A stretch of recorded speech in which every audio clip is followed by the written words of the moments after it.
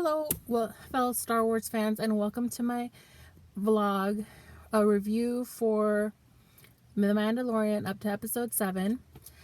Please be aware that there will be major spoilers, so maybe hit that watch later if you don't want to be spoiled. First of all, I'd like to start off with how brilliant the concept of having a Mandalorian is just at the outset. Granted, I wanted to see Boba Fett, but considering how the only actor that should play that role is Daniel Logan, who played Boba Fett in Attack of the Clones, and Disney scrapped the idea for Boba Fett movie, I guess we'll just never get that. I really love Pedro Pascal's voice for the Mandalorian. He's got a very distinctive voice, but also his fight scenes are pretty good.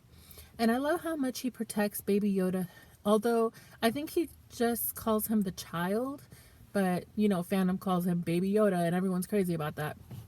Not to mention, everyone of Pedro Pascal's movements is significant, from how he puts the child on his lap when he won't stop playing with the pilot controls, or at the very beginning when he didn't know why the Baby Yoda was coming close to him. Turns out Baby Yoda was trying to heal Mando when he was hurt, which we finally get to see him heal somebody in the 7th episode, and keeps putting him farther away. That was very significant too. At first he doesn't want to get attached to the baby, he keeps him far away, and then as time goes on, he carries the baby, he protects them, and it's just a lot of good character growth. Because he's a bounty hunter and he was very detached from everyone before. And the comments that his former team make in the 6th episode really bring that out. Wow, the Mandalorian really did change a lot from how he was before Baby Yoda. That's why I don't agree with these negative reviews that the show is getting. I don't even want to link them so they don't get more reviews. One said that the formula of the child being in danger was getting old, but consider how much of the dark side would want Baby Yoda. He can't even speak, and he's healing people and holding back big beasts in mid-air. Granted, that knocked out the baby for 2 or 3 days, but still, it's an untrained child and he can already do all that. And I think age-wise, Baby Yoda is around a toddler age.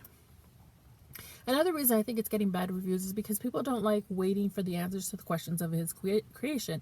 And honestly, if they give us all the answers now, we won't get a season 2. How about the mysteries of what his species is called? Oh yeah, who's his parents? Is he a clone of Yoda?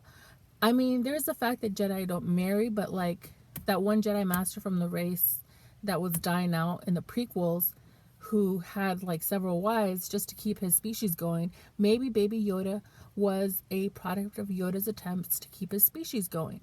Although if that was the case, why, for example, didn't they show more than one Yoda species character? I think somebody mentioned Yaddle, but I have no idea where Yaddle appears.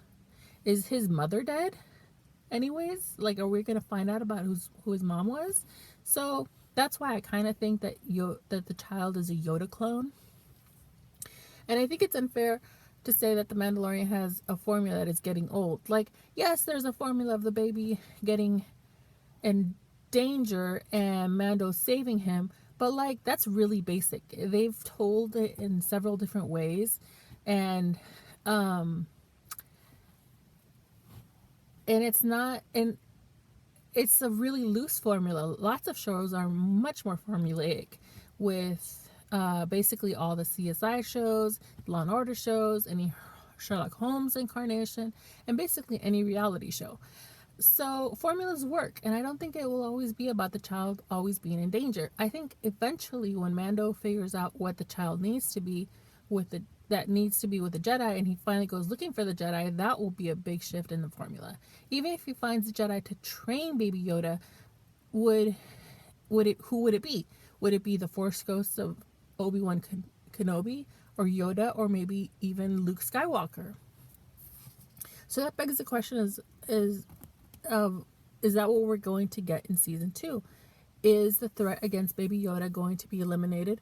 Or are we going to have to watch for the whole second season as Mando desperately tries to get Baby Yoda back? And when he does, will he still be pursued, or will he dispose of everyone who was looking for the child? Personally, I think they can get 3 seasons out of just these questions alone. But I've brought up Mando looking for Baby Yoda, like, the questions that I brought up about Mando looking for Baby Yoda, then finding him, then Mando looking for a Jedi to train the baby. Overall, I love the show and I give it a solid 5 stars out of 5. It's got great villains, dynamic character growth, not in just Mando, but also in Kreef, Karga, and Gina Carano's character.